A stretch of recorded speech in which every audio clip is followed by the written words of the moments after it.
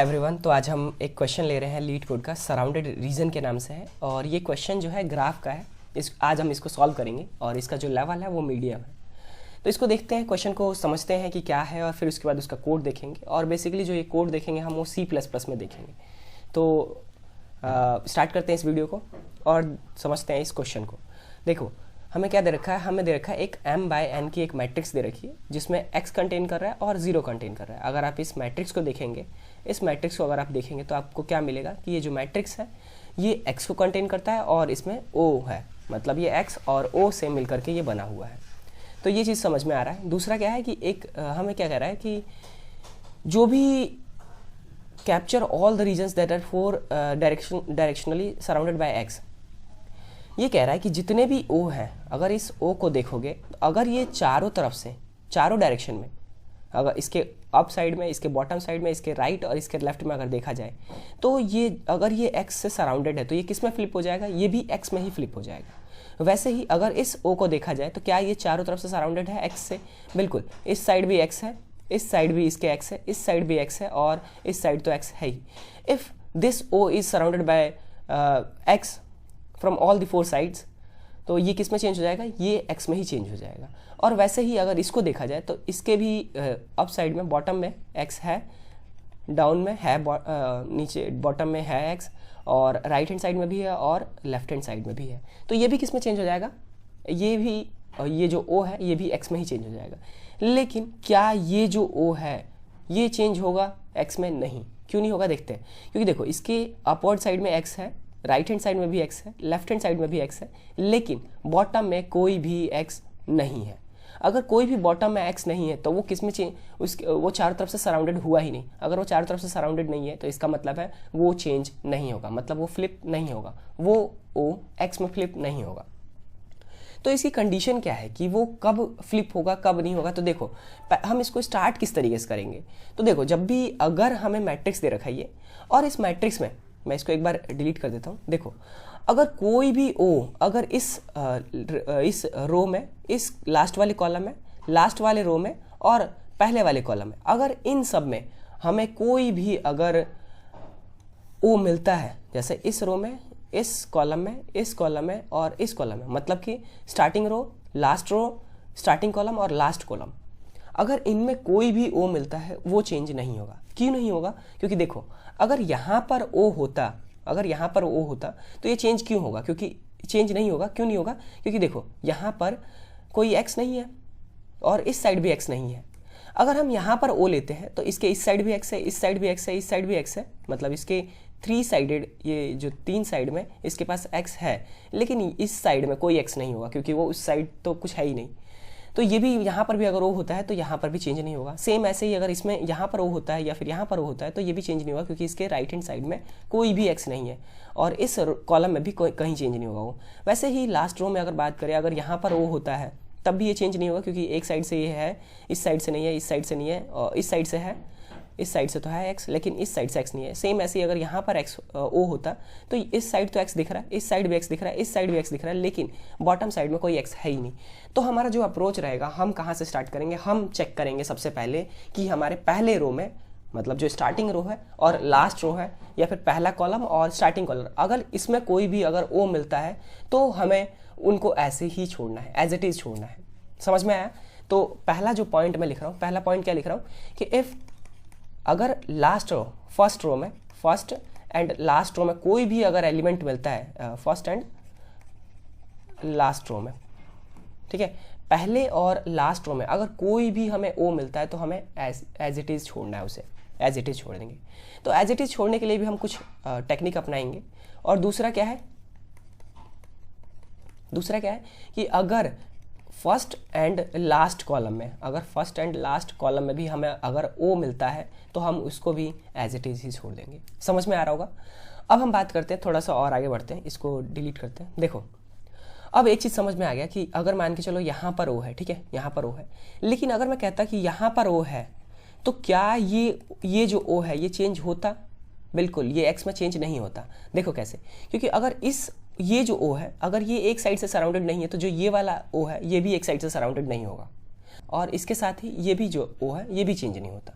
समझ में आ रहा होगा कि जो भी है हमारे पास, तो इसके जो भी इसके साथ जो भी आएंगे तो हम क्या करेंगे, ट्रैवर्सल करेंगे, डीएफएस लगाएंगे या फिर बीएफएस भी लगा सकते हैं। हम इसकी हेल्प से हम पता लगा लेंगे। तो सबसे पहला काम होगा हमारा कॉर्नर पे चेक करना। तो उसके लिए हम कोड लिखते हैं अपना। तो देखो सबसे पहले हम अपना कोड लिखते हैं कि कॉर्नर के लिए भी लिख लेते हैं साथ में। तो सबसे पहले हम क्या चेक करेंगे कि उसका जो रो है वो कितना है और उसका कॉलम का साइज़ कितना है। तो मैं रो के लिए m ले लेता हूँ और इसके लिए हमारे पास बोर्ड जो है, बोर्ड का क्या करेंगे, बोर्ड डॉट साइज़ ले लेंगे। ये हमें क्या दे देगा, नंबर ऑफ़ रोज़ दे देगा। और वैसे ही जो बोर्ड का अगर नंबर ऑफ़ कॉलम्स चाहिए तो हम ऐसे, ठीक है, हमने ले लिया है। Number of rose and number of columns भी हमने फाइंड आउट कर लिए। अब एक कंडीशन है कि अगर मेरा बोर्ड ऐसे ही है, मतलब बोर्ड में कोई भी अगर एलिमेंट नहीं है, बोर्ड खाली है, तो मैं क्या कर दूंगा, कुछ नहीं, सिंपल रिटर्न कर दूंगा। तो एक कंडीशन लिख देते हैं, इफ बोर्ड इज एम्प्टी। अगर बोर्ड एम्प्टी है तो मैं क्या कर दूंगा, सीधा सा रिटर्न कर दूंगा। समझ में आ रहा होगा कि अगर बोर्ड खाली है मेरा तो मैं कुछ नहीं करना है, मुझे रिटर्न कर देना है। इसके अलावा अब मैं क्या करूँगा कि देखो जो भी ये, देखो पहले क्या करते हैं, जो मैंने यहाँ पर क्या बोला था कि हम इसको कुछ टेक्निक लगा के सॉल्व करेंगे। जो ये ए ओ है ना, इनको ऐसे नहीं छोड़ेंगे। इनको अगर देखो हम क्या करेंगे कि जो भी कॉलम में जितने भी last row, front row, last row और लास्ट कॉलम और फ्रंट कॉलम में जितने भी ओ है ना, हम उनको पहले क्या करेंगे, चेंज कर देंगे। हम चेंज करेंगे, हम कोई भी सिंबल ले सकते हैं, लेकिन हम ओ को अभी किस में चेंज करेंगे, इस स्टार वाले सिंबल में चेंज कर देते हैं, ठीक है। अब इसमें चेंज करने से ये प्रॉफिट होगा कि जितने भी, देखो मान लो मैंने जैसे इसको चेंज कर दिया, इसको, ठीक है क्या, और इसका डीएफएस ट्रैवर्सर भी कर लूँगा कि इसके साथ साथ कौन से है मेरे पास। तो अगर मैं देखता हूँ कि इसके लिए अगर देखा जाए, तो अगर मैं इसके लिए देखूँ तो ये इसका जो क्या बोलते हैं, ये किसी से कनेक्टेड नहीं है। जैसे कि अगर मैं इस ओ को देखूं तो ये किसी से भी कनेक्टेड नहीं है, यहाँ पर कोई दूसरे ओ से कनेक्टेड नहीं है। हम डायगोनली चेक नहीं करेंगे, ध्यान रखना।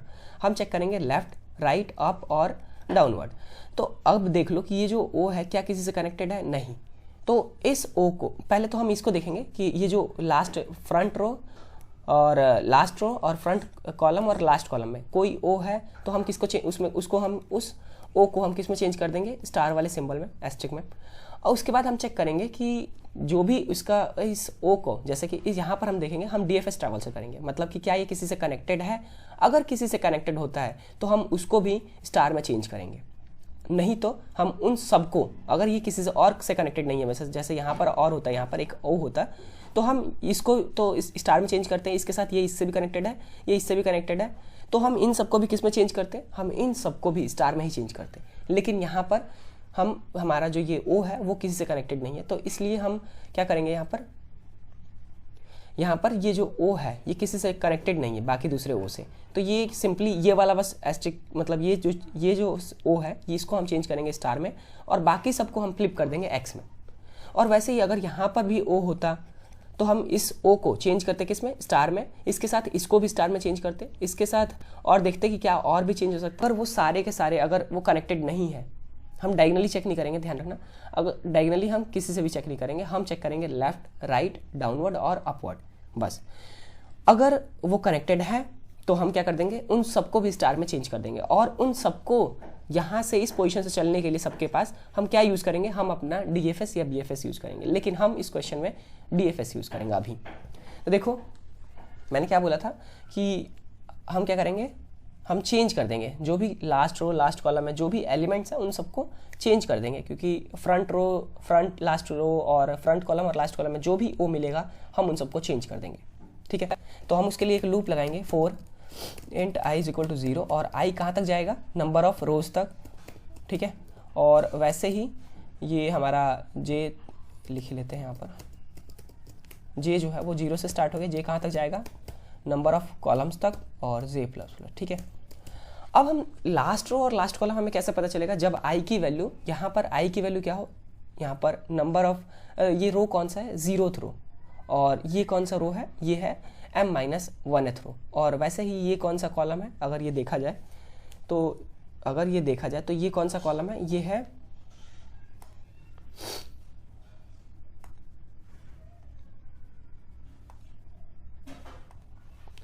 अगर ये देखा जाए तो ये जो कॉलम है ये कौन सा कॉलम है, 0th कॉलम है, और ये जो कॉलम है ये n-1 कॉलम है, ठीक है। और वैसे ही ये 0th रो है और ये कौन सा रो है, m-1th रो, ठीक है। तो वैसे ही इसका मतलब है कि अगर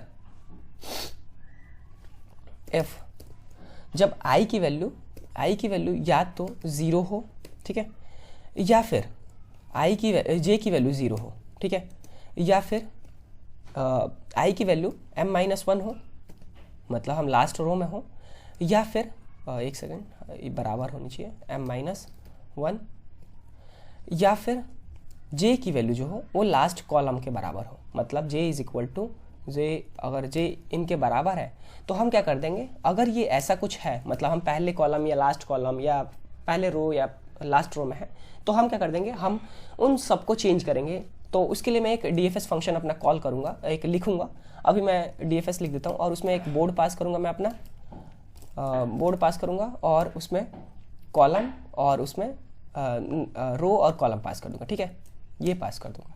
हम इस DFS फंक्शन को अभी लिखेंगे, बाकी हम देखते हैं। मैंने चेंज कर दिया, ठीक है, मैंने इस वाले को स्टार में चेंज कर दिया और इन सबको स्टार में चेंज कर दिया, ठीक है। जो भी इन सब पे थे, जो भी लास्ट रो फ्रंट कॉलम में थे, उन सबको मैंने चेंज कर दिया है और उनके साथ जो भी कनेक्टेड थे उनको भी स्टार में चेंज कर दिया है। इस DFS फंक्शन को अभी बाद में लिखेंगे। उससे पहले अब जब सबको चेंज कर दिया, मान के चलो ये स्टार में चेंज हो गया, जैसे कि अगर देखा जाए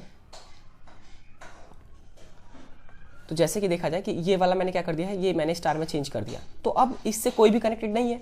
अब जब जितने भी कनेक्टेड थे वो सारे के सारे स्टार में चेंज हो गए। अब जो कनेक्टेड नहीं है मैं उन सबको क्या कर दूंगा, उन सबको x में चेंज कर दूंगा। तो अब उसके लिए मैं क्या करूँगा, x में सबको x में चेंज कर दूंगा। तो देखो उसके लिए मैं फिर से क्या करता हूँ, एक फिर से फोर लूप लेता हूँ। तो इसी फोर लूप को यूज़ कर लेते हैं और ठीक है। अब यहाँ पर हम कुछ अपना कंडीशन लिख देते हैं। हमें क्या करना है कि अगर मिल गया, मतलब अगर बोर्ड की वैल्यू स्टार के बराबर है तो हम उसको ऐसे छोड़ देंगे। मतलब कि देखो मैं हर पोजीशन पे गया, ठीक है, मैंने आइटरेट किया बोर्ड के हर पोजीशन पे i और j पर गया, ठीक है, हर पोजीशन पे गया। इफ़ अगर सारे के सारे यहाँ पर एक कंडीशन लगा देते हैं, इफ़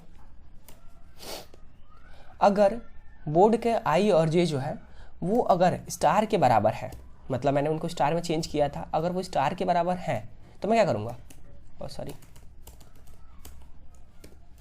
मैं उनको ऐसे छोड़ दूंगा। मतलब कि मैं उनको बाद में जाके मैं उनको चेंज कर दूंगा। किस में चेंज करूंगा, ओ में चेंज कर दूंगा। मैं उनको किस में चेंज करूंगा, बोर्ड ऑफ आई और जे को किस में चेंज कर देंगे, मैं उसको लास्ट में ओ में ही चेंज कर दूंगा, कैपिटल ओ में, ठीक है। लेकिन अगर ऐसा नहीं है तो अगर मान के चलो वो मुझे ओ ही मिलता, अगर मान के चलो मैं हर पोजीशन पे जा रहा हूँ और ओ ही मिल रहा है, तो मैं क्या करूँगा, उन सब ओ को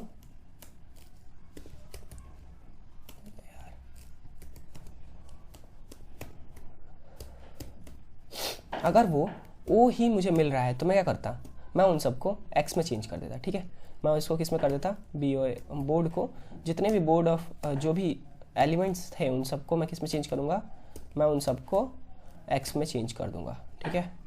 उन सबको किस में चेंज करूँगा, एक्स में चेंज कर दूँगा। यहाँ तक समझ में आ रहा होगा, बिल्कुल ये आसान है अभी तक।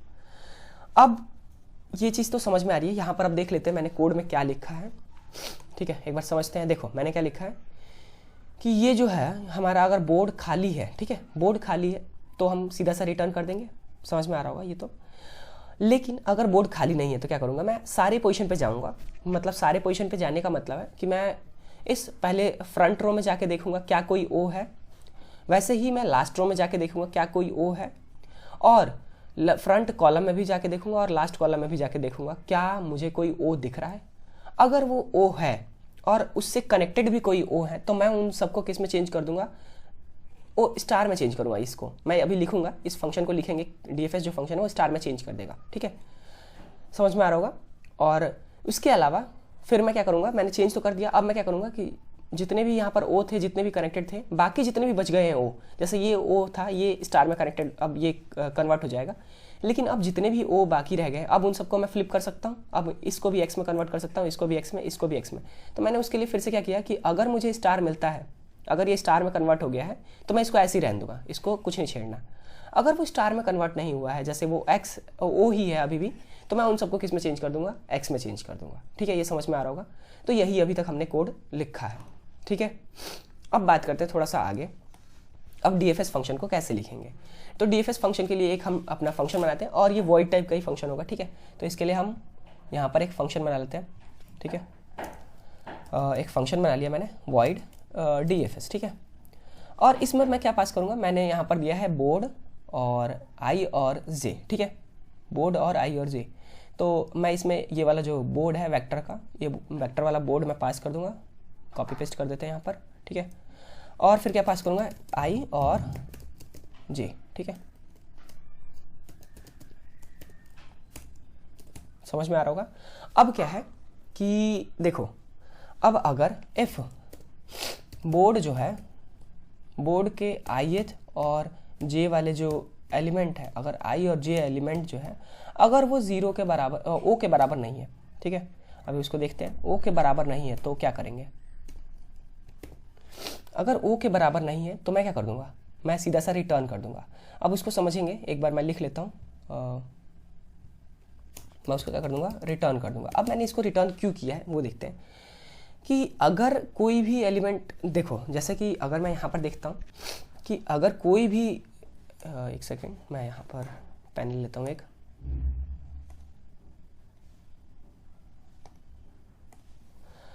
अब देखते हैं अगर इसमें कोई भी, इस पूरे बोर्ड में, ठीक है, अब कन्वर्ट करने के बाद मान के चलो इस पूरे बोर्ड में कहीं कोई ओ था ही नहीं, मतलब इस बोर्ड में कहीं भी मुझे ओ नहीं मिला, तो मैं क्या कर दूंगा, सीधा सा रिटर्न कर दूंगा। मतलब मुझे इस बोर्ड में कहीं ओ मिला ही नहीं तो मैं रिटर्न कर देता हूँ। ठीक है, अगर मुझे ओ मिलता है, ठीक है, अब अगर ओ मिलता है मुझे तो मैं क्या करूँगा, ओ मिलेगा तो मैं बोर्ड में जो भी, जहाँ भी ओ, जो भी ओ मिलेगा जहाँ पर, जिस भी पोजीशन पे, क्योंकि हम इसको किस पॉइंट पे चला रहे हैं, हम इसको चला ही रहे हैं लास्ट फ्रंट रो के लिए, लास्ट रो के लिए, फ्रंट कॉलम के लिए और लास्ट कॉलम के लिए।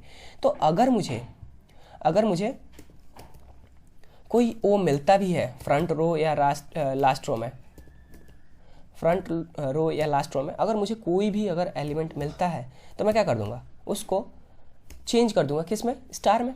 समझ में आ रहा होगा, मैं इसको किस में चेंज कर दूंगा, स्टार में चेंज कर दूंगा। ठीक है, इसके अलावा अब मैं फिर से अपना डीएफएस कॉल कर दूंगा कि अगर मुझे कोई ओ मिलता है, फिर से मैं क्या करूँगा, उसको चेंज कर दूंगा बोर्ड में, उसमें स्टार में। तो मैं उसके लिए फिर से डीएफएस रिकर्सिव फंक्शन कॉल कर लेते हैं और इसमें मैं क्या कर दूंगा, पास कर दूंगा बोर्ड, और बोर्ड के अलावा i+1 पास कर देते हैं और j की वैल्यू वही रखते हैं। ठीक है, ये हो गया। बाकी ऐसे ही सब कुछ पास कर देंगे, सेम ऐसे ही। लेफ्ट, हम तो ये राइट में गए थे। ठीक है, लेफ्ट के लिए क्या होगा, ये i-1 हो जाएगा। ठीक है, और अब के लिए क्या हो जाएगा, i ऐसे ही रहेगा और j की वैल्यू 1 बढ़ जाएगी। ठीक है, और वैसे ही j की वैल्यू डाउन के लिए 1 कम हो जाएगी। ठीक है, तो ये है हमारा ये। लेकिन ये कब तक चलेगा, ये i और j जो चीज़ें दिख रही हैं, जो यहाँ पर जो ये चीज़ें दिख रही हैं आपको, ये कब तक बढ़ता रहेगा और कब तक चलता रहेगा, उसके लिए भी हमें एक कंडीशन लिखनी पड़ेगी, नहीं तो हमारे पास TL ही आ जाएगा। तो ये कंडीशन तब तक के लिए चलेगा, जो ये बोर्ड वाला जो है, हम कब तक आइट्रेट करते रहेंगे, जब तक कि i की वैल्यू 0 से कम हो जाएगी अगर, तो हम उसको रहने देंगे, या फिर i की वैल्यू बोर्ड से ज़्यादा हो जाएगी, बोर्ड के साइज़ से, मतलब उसके जो रो की साइज़ है उससे ज़्यादा हो जाएगी, तब भी हम छोड़ देंगे। या फिर j की वैल्यू जब 0 से कम हो जाएगी, या फिर j की वैल्यू जब कॉलम से ज़्यादा हो जाएगी, तो उसके लिए एक कंडीशन लिखेंगे कि f, ठीक है, ये सारी कंडीशन तब काम करेंगे इफ़ i की वैल्यू जो है वो लेस देन 0 होती है। ठीक है, तब हम रुक जाएंगे। ठीक है, समझ में आ रहा होगा, हम रिटर्न कर देंगे। ये कंडीशन उसके लिए है कि जब ये चीज़ें फॉलो नहीं हो रही है, मतलब ये जब i की वैल्यू एग्जिस्ट करती है, लेकिन जब एग्जिस्ट नहीं करती है तब क्या होगा, तो i की वैल्यू जब 0 से कम हो गई, या फिर j की वैल्यू जब 0 से कम हो गई, या फिर i की वैल्यू जो है वो i की वैल्यू ग्रेटर देन हो गई किससे, या फिर i की value i is equal to कितना हो गया, बोर्ड डॉट साइज़ के बराबर हो गया, इसके बराबर हो गया, या फिर जो j है उसकी वैल्यू हो गई कॉलम के बराबर, मतलब बोर्ड डॉट साइज। ठीक है, तब ये चीज़ें हम क्या कर देंगे, तब कुछ भी नहीं चलेगा, तब हम सीधा सा रिटर्न कर देंगे, अदरवाइज हम चलेंगे। ठीक है, तो ये है। अब देखते हैं हमने क्या कोड सही लिखा है, एक बार समझते हैं फिर से। तो ये रहा देखो क्या कर रहे हैं, हमने ये नीचे वाले को समझ लिया है, अब ऊपर वाले को देखते हैं कि अगर हमें इस बोर्ड में कहीं भी कोई ओ मिलता है, अगर ओ नहीं मिलता है मतलब ये जो नहीं के बराबर है, तो हम सीधा से रिटर्न कर देंगे। अगर मुझे ओ मिलता है तो मैं क्या करूँगा, अगर मुझे ओ मिलता है तो मैं ये चीज़ें चलाऊँगा, ठीक है। मैं क्या करूँगा कि ओ मिलेगा तो मैं उसको स्टार में चेंज करूँगा और फिर मैं रिकर्सिव कॉल से बाकी सबको भी स्टार में कन्वर्ट कर दूँगा, ठीक है। लेकिन ये i+1 कब तक चलता रहेगा, ये i-1 कब तक चलता रहेगा, जबकि i की वैल्यू जब 0 से कम हो जाएगी ना तो हम इसको रिटर्न कर देंगे। तो i की वैल्यू जैसे 0 से कम होती है तो हम रिटर्न करेंगे, और वैसे ही j की वैल्यू भी अगर 0 से कम हो जाती है तो हम रिटर्न कर देंगे, या फिर i की वैल्यू बोर्ड के साइज से बड़ी हो गई, मतलब रो के साइज से बड़ा होगा तब भी हम रिटर्न कर देंगे, मतलब हमारा खत्म हो जाएगा, रुक जाएंगे हम वहाँ पर। और जैसे ही j की वैल्यू भी कॉलम से बड़ी हो जाती है तो हम रुक जाएंगे। अब तो ये चीज़ें हैं, हमने इस तरीके से कोड लिखा है। अब इसको हम एक बार रन करके देखते हैं क्या ये रन होता है कि नहीं होता है, एक बार देखते हैं।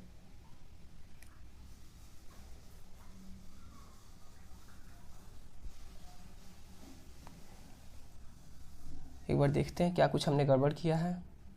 और यहाँ पर एक कंडीशन और भी आएगी कि अगर ये इससे बड़ा होता है और या फिर इसके बराबर भी होता है, या फिर इसके बराबर भी होता है, तब भी ये क्या हो जाएगा, ये रिटर्न कर देगा, क्योंकि जब भी जो हमारा रो होता है वो साइज, जो रो का साइज होता है उससे कम होता है, तो अगर वो उसके बराबर भी हो जाता है ना तब भी वो क्या चलना बंद कर देगा, मतलब स्टॉप कर दे, ठीक है। अब रन करके देखते हैं हमारा कोड सही है कि नहीं है, और देखते हैं एक बार। अब देखो एक्सेप्टेड हो गया। अब हम क्या करेंगे, सबमिट करके देखते हैं क्या कोई एरर आ रहा है कि नहीं आ रहा, फिर कोई, यहाँ पर सबमिट हो गया है, यहाँ पर देख सकते हैं आप, ठीक है। तो ये है हमारा सॉल्यूशन इस प्रॉब्लम का, जो ये प्रॉब्लम हमें दिख रहा है, ठीक है। तो ये है प्रॉब्लम। आप लोगों को, आई होप कि आप लोगों को ये समझ आया होगा, और बाकी आप कमेंट करके भी हमें बता सकते हैं कि इसमें हमें और कैसे किस तरीके से एक्सप्लेन करना चाहिए था। Now, thanks for watching.